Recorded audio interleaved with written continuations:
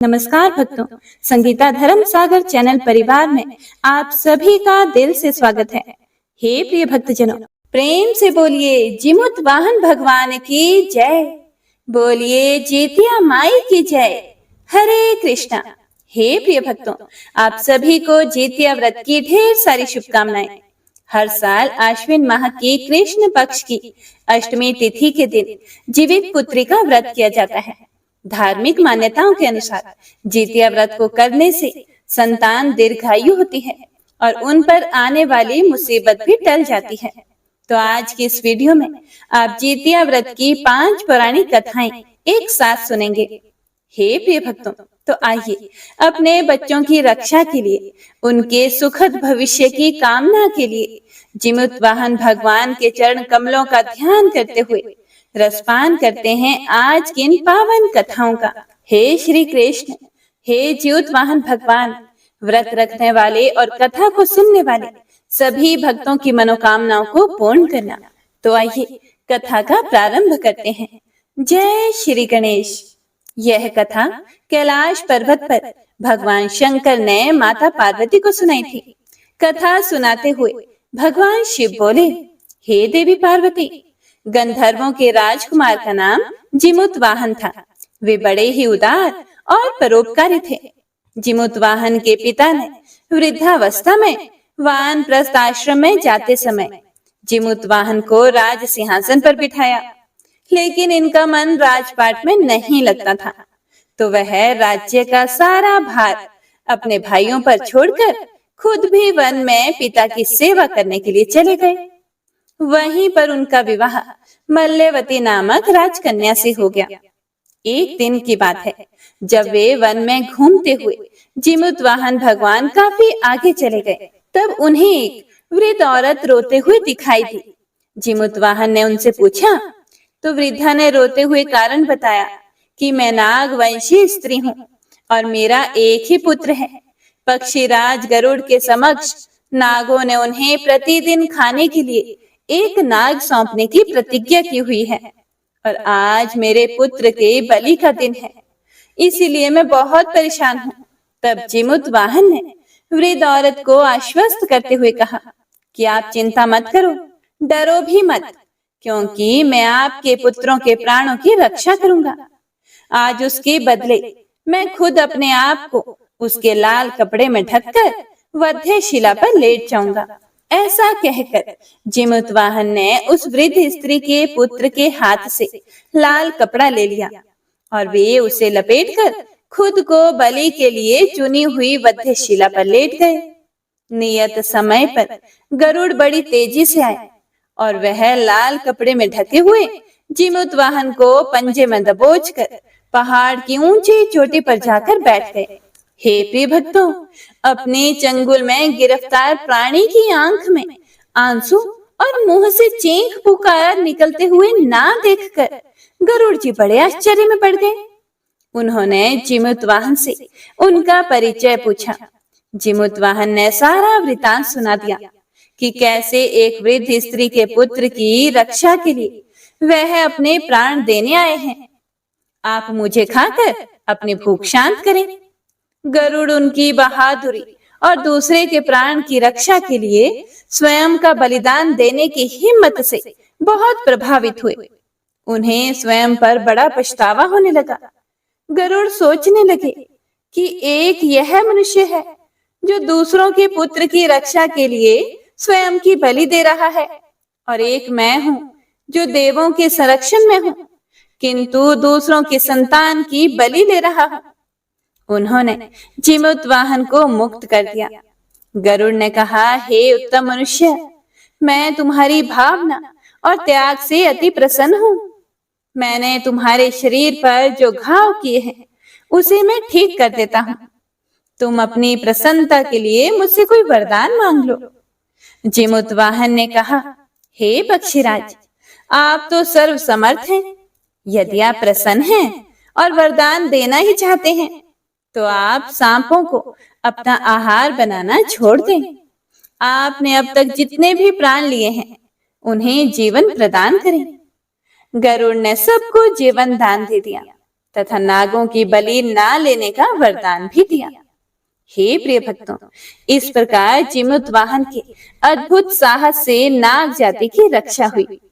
गरुड़ ने कहा कि हे जिमुत वाहन, जो भी स्त्री तुम्हारे इस बलिदान की कथा को सुनेगी और विधि पूर्वक व्रत का पालन करेगी, उसकी संतान मृत्यु के मुख से भी निकल आएगी।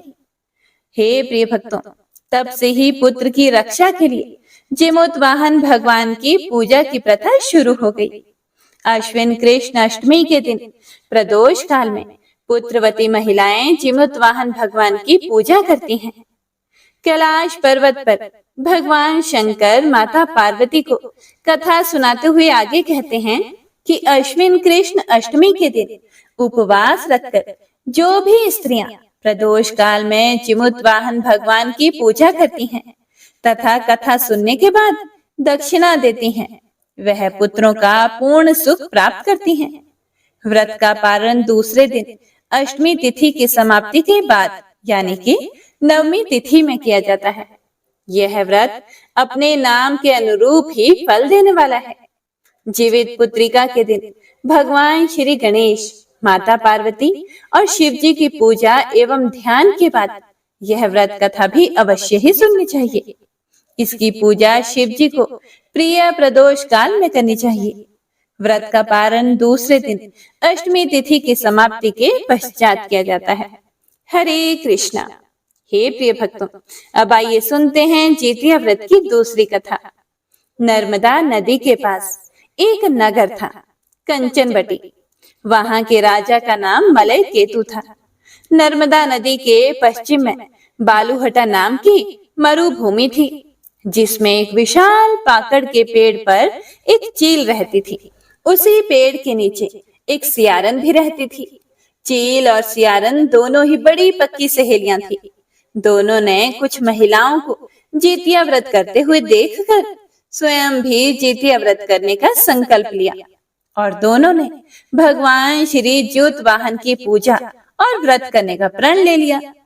लेकिन हे प्रिय भक्तों, जिस दिन दोनों को व्रत रखना था, ठीक उसी दिन शहर के एक बड़े व्यापारी की मृत्यु हो गई और उसका दाह संस्कार उसी मरुस्थल पर किया गया जहां पर चील और सियारिन रहा करती थी।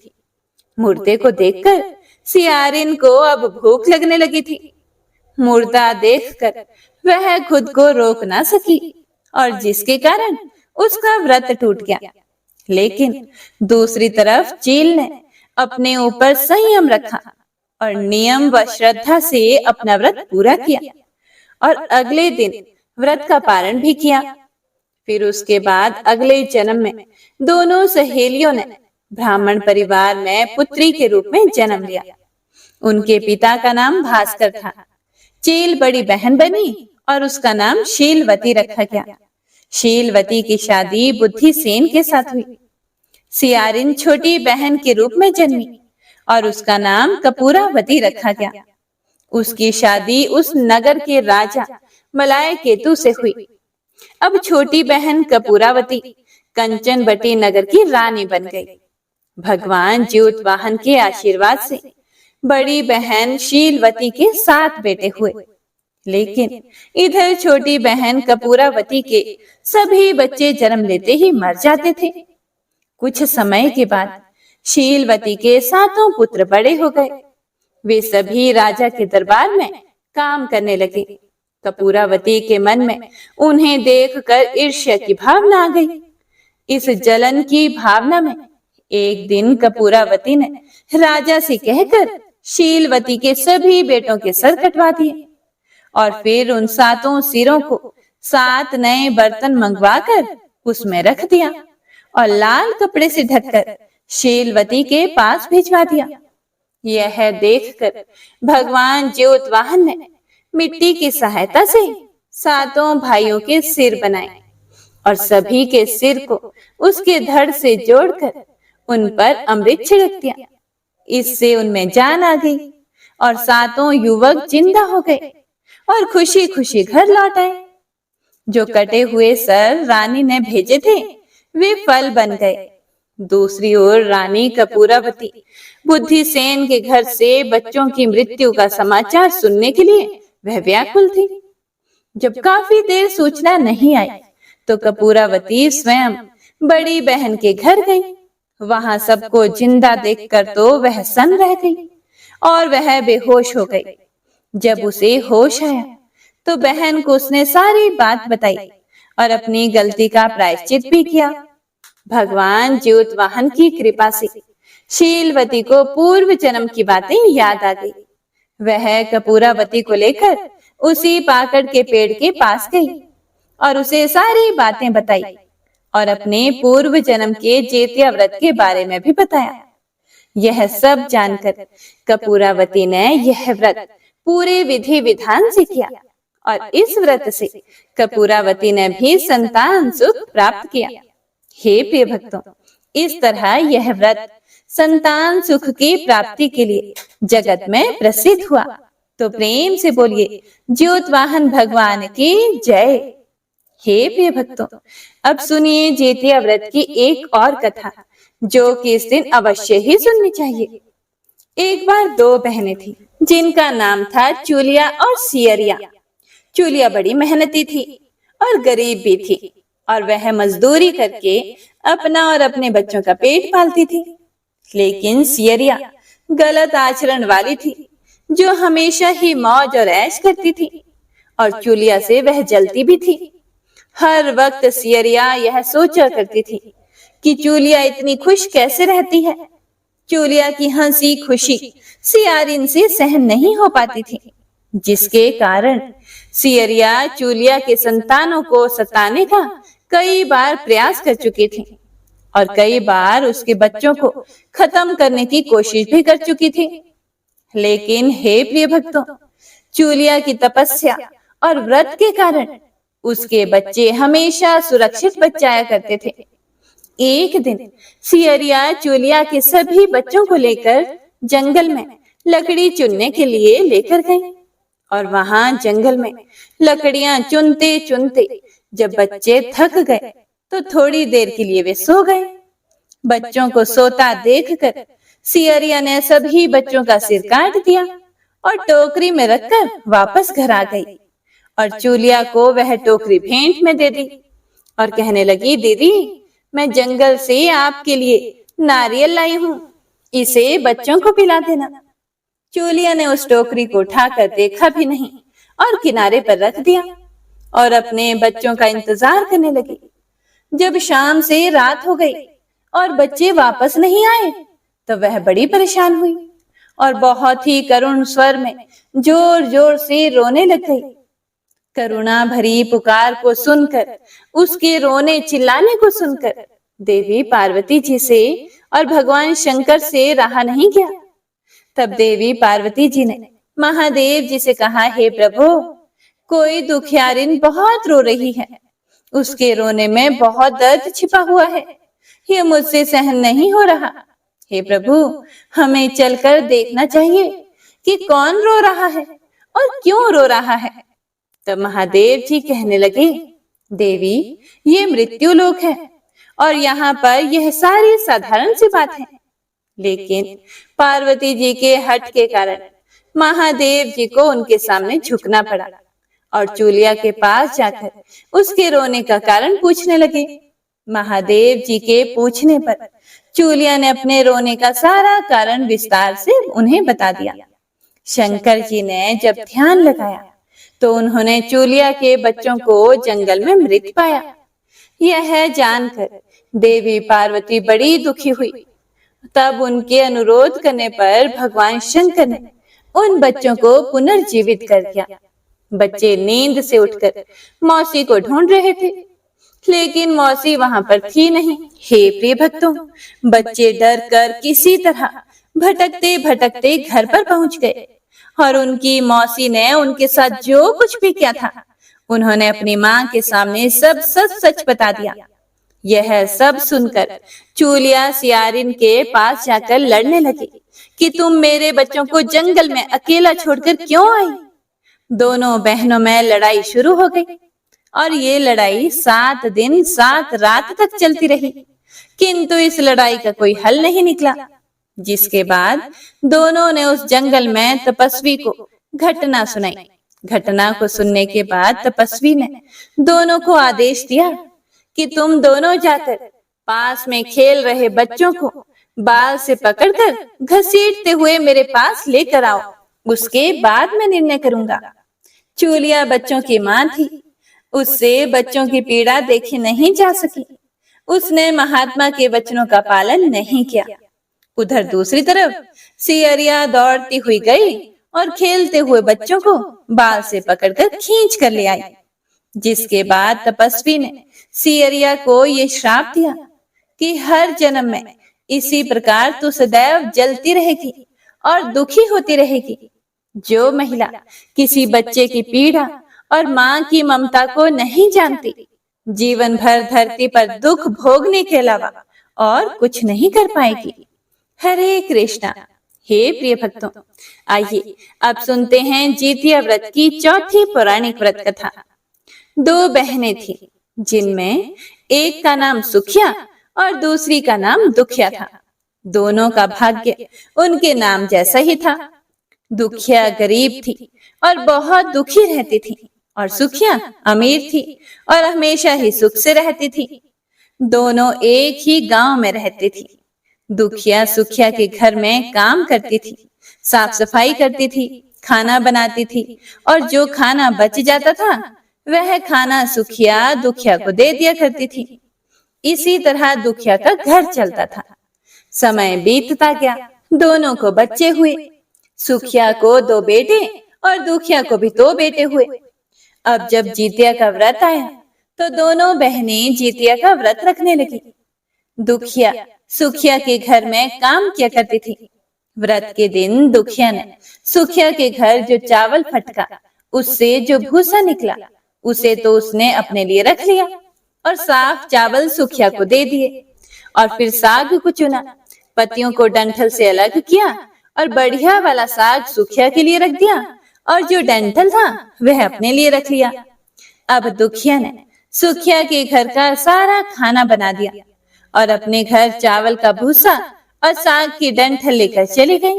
चावल का भूसा और साग की डंठल बनाकर वह खाना उसने अपने बच्चों को खिलाया और खुद भी खाया।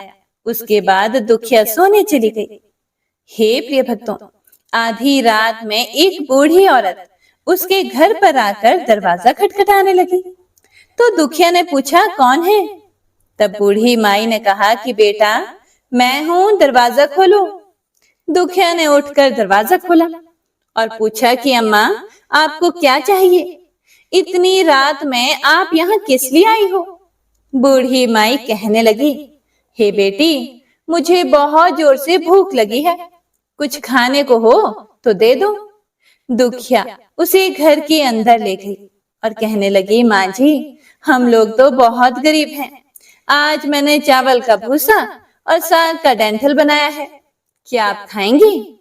तो बूढ़ी माई कहने लगी कि हाँ हाँ क्यों नहीं खाएंगे, मुझे तो बहुत जोर की भूख लगी है, मैं वही खा लूंगी। तब दुखिया घर के अंदर गई और चावल का भूसा और डंठल का साग लाकर बूढ़ी माई को खाने के लिए दे दिया। बूढ़ी माई ने खाना खाने के बाद कहा कि मुझे अच्छे से कुछ दिखाई नहीं देता, बेटी इतनी रात के अंधेरे में मैं अपने घर भला कैसे जाऊंगी? तो दुखिया कहने लगी कि माँ जी कोई बात नहीं, आप आज रात यहीं पर सो जाइए, सुबह अपने घर चले जाना। तो बूढ़ी माई दुखिया के घर में ही सो गई। फिर थोड़ी देर बाद उठकर बूढ़ी माई फिर से बोली कि हे पुत्री मुझे बाथरूम जाना है, कहाँ जाऊं? तो दुखिया कहने लगी कि माँ जी मेरे घर में बाथरूम नहीं है, इसीलिए आप उधर कोने में कर लीजिए। अब बूढ़ी माई ने पूछा कि पुत्री भड़भड़ करें या छरछर करें? दुखिया नींद में थी तो कहने लगी कि माँ जी भड़भड़ कर दो, मैं सुबह साफ कर दूंगी। फिर थोड़ी देर के बाद बूढ़ी माई पूछने लगी कि बेटा अब बताओ मैं अपने हाथ कहाँ साफ करूं? तब दुखिया कहने लगी कि माँ जी आप मेरे सिर पर अपने हाथों को साफ कर लीजिए। उधर जब सवेरा हुआ तो दुखिया को यह देखकर सब कुछ एक सपने के जैसा लगा। उसे लगा कि शायद सोते समय मुझे कुछ सपना आया होगा। उसने इस बारे में कुछ और नहीं सोचा और नदी में नहाने के लिए चली गई। जब वह नदी में नहाने लगी और अपने बाल धोने लगी, तो उसके बालों से होते हुए जो पानी बहने लगा, वो पानी सोने का बन गया। हे प्रिय भक्तों, आसपास की सारी महिलाएं यह देखकर हैरान हो गई और कहने लगी, अरे तुम्हारे बालों से तो सोने का पानी गिर रहा है, क्या बात है? फिर तो दुखिया को रात की सारी बात याद आ गई और वो दौड़कर अपने घर की ओर भाग कर गई, ये सोचकर कि उसका घर तो बूढ़ी माई के पैखाने से गंदा हुआ होगा, पहले तो उसे साफ करना होगा। जब वो अपने घर पर गई तो क्या देखती है? उसने देखा कि घर के हर कोने में ढेर सारा सोना बिखरा पड़ा हुआ है। यह सब देखकर दुखिया बड़ी खुश हुई और सोचने लगी कि जिमुत वाहन भगवान की ही ये कृपा है। यह सब जो माता का रूप धारण करके मेरे घर आए और मुझे इतना आशीर्वाद देकर गए। इस तरह दुखिया अमीर हो गई और अब उसने सुखिया के घर जाकर काम करना भी बंद कर दिया। इधर दुखिया जब अपना व्रत पूरा करती है तो अपने पुत्र से कहने लगी कि जाओ मौसी के घर से तराजू लेकर आओ, ये नापने के लिए कि सोना कितना है। बच्चा बहुत खुशी से सुखिया मौसी के घर गया और तराजू मांगने लगा। तो सुखिया ने पूछा कि तराजू पर तुम्हें क्या तोलना है? बच्चा बोला कि मौसी, मेरे घर में बहुत ढेर सारा सोना है, इसी को माँ तोलेंगी। सुखिया कहने लगी, अच्छा, खाने के लिए तो तुम्हारे पास कुछ भी नहीं है और सोना नापोगे, झूठ बोलते हो। बच्चा कहने लगा, नहीं नहीं मौसी, मैं झूठ नहीं बोल रहा। फिर सुखिया सोचने लगी कि जब तराजू मांगा है तो कुछ ना कुछ तो जरूर तोलना ही होगा, इसीलिए वह तराजू के नीचे गोंद लगा देती है कि जो भी तोला जाएगा वह थोड़ा सा इसमें चिपक जाएगा। दुखिया इधर जब तराजू पर सोना तोलने लगी तो कुछ सोने के टुकड़े उस गोंद में चिपक गए। उधर जब बच्चा तराजू लौटाने वापस गया, सुखिया ने तराजू को उलट पलट कर देखा तो उसे तराजू में सोना लगा हुआ मिला। सुखिया सोचने लगी कि उसके घर में जरूर कहीं से सोना आया होगा, इसीलिए तो वो कितने दिनों से मेरे घर पर काम करने भी नहीं आ रही। सुखिया उसके घर जाकर देखने लगी कि यह सोना कहाँ से आया। जब सुखिया दुखिया के पास जाकर पूछती है कि तुम्हारे पास इतना सोना कहाँ से आया कि तुम्हें तोलने के लिए तराजू की जरूरत पड़ गई, तब दुखिया ने उसे रात की सारी कहानी अपनी बहन सुखिया को बता दी। दुखिया का मन एकदम सच्चा था, इसीलिए उसने बिना झूठ बोले सारी बात सब कुछ बता दिया। लेकिन इधर सुखिया के मन में लालच आ गया कि दुखिया के पास तो हमसे भी ज्यादा धन आ गया। अब अगले जितिया में मैं भी खुर्दी अर्थात भूसी का चावल और डंठल का साग बनाऊंगी। फिर अगले साल जितिया का व्रत दोनों बहनों ने रखा। सुखिया के पास हर तरह का सुख था, धन भी था, फिर भी वह जितिया के दिन चावल फटक कर साफ चावल फेंक देती है और खुर्दी उसने अपने पास रख लिया। साग को तोड़कर पत्तियां फेंक दी और डंठल अपने पास रख लिया और फिर उसने वही बनाया, खा पी कर पूजा पाठ करके सोने चली गई। फिर आधी रात में उसके घर में भी बूढ़ी माई आई और दरवाजा खटखटाने लगी। सुखिया आंखें बंद करके सोने का नाटक करती हुई उसी का इंतजार कर रही थी। तुरंत दरवाजा खोलकर बूढ़ी माई को उसने अपने घर के अंदर बुला लिया। बूढ़ी माई कहने लगी, बेटी मुझे बहुत भूख लगी है, कुछ खाने को दे दो। तब सुखिया कहने लगी, मां जी मैंने खुर्दी का चावल और डंठल का साग बनाया है। बूढ़ी माई पहले की तरह बोली, कोई बात नहीं मैं खा लूंगी। तब सुखिया ने खाना परोस दिया। बूढ़ी माई को खाना देने के बाद वह सोने के लिए चली गई। तो बुढ़िया माई कहने लगी, बेटी रात बहुत है, मुझे दिखाई भी नहीं देता, मैं अपने घर नहीं जा सकती। सुखिया कहने लगी कि कोई बात नहीं माँ जी, आप यहीं पर सो जाइए। थोड़ी देर के बाद बूढ़ी माई फिर से बोली कि हे पुत्री, मुझे पैखाना जाना है, कहाँ करूं? सुखिया कहने लगी, वहीं कोने में कर लीजिए। थोड़ी देर के बाद बूढ़ी माई ने फिर से पूछा कि भड़भड़ करें या छरछर करें। इस तरह सुखिया को याद नहीं आया कि दुखिया ने क्या बोला था, तो सुखिया बोली, माँ जी छरछर ही कर दीजिए। फिर बूढ़ी माई ने पूछा, बेटा अच्छा, अब मैं अपने हाथ कहाँ साफ करूं? सुखिया कहने लगी, मेरे सिर पर हाथ साफ कर लीजिए। बूढ़ी माई ने अपना हाथ सुखिया के सिर पर साफ कर लिया। उधर जब सुखिया सुबह उठी तो देखा उसका पूरा घर गंदगी से भरा हुआ है और उसके बालों में भी गंदगी लगी होती है।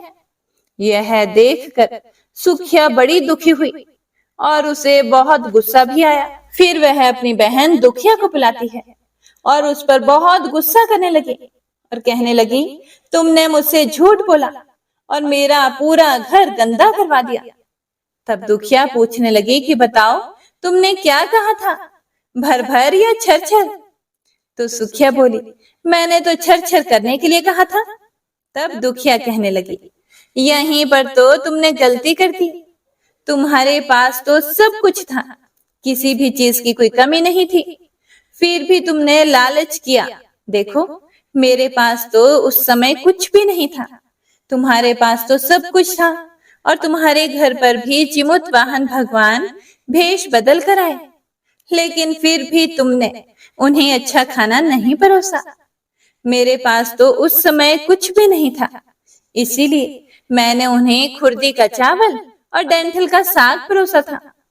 तुमने अपने घर आए हुए भगवान का अपमान किया। सब कुछ होते हुए भी तुमने उन्हें साग और भात खिलाया। तुम्हारे पास सब कुछ होते हुए भी तुम्हें लालच नहीं करना चाहिए था, इसीलिए तुम्हारे साथ इतना बुरा हुआ है। हरे कृष्णा। हे प्रिय भक्तों, अब आइए सुनते हैं जितिया व्रत की 5वीं पौराणिक कथा। महाभारत के युद्ध में जब अश्वत्थामा अपने पिता की मृत्यु से बहुत दुखी था और अपने पिता की मृत्यु का बदला लेना चाहता था, तो जिसके कारण वह पांडवों के शिविर में घुस गया।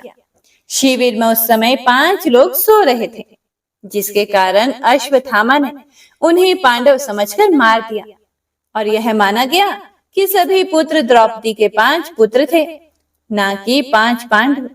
जिसके बाद अर्जुन ने अश्वत्थामा को बंदी बना लिया और उनकी दिव्य मणि भी छीन ली, जिसके कारण अश्वत्थामा ने क्रोध में आकर अभिमन्यु की पत्नी के गर्भ में पल रहे शिशु को भी ब्रह्मास्त्र के जरिए मार डाला। तब भगवान श्री कृष्ण ने अपने सभी पुण्य का फल उत्तरा की अजन्मी संतान को देकर उसके गर्भ में पल रहे बच्चे को पुनर्जीवित कर दिया। भगवान श्री कृष्ण की कृपा से जीवित होने वाले इस बच्चे को जीवित पुत्री का नाम दिया गया।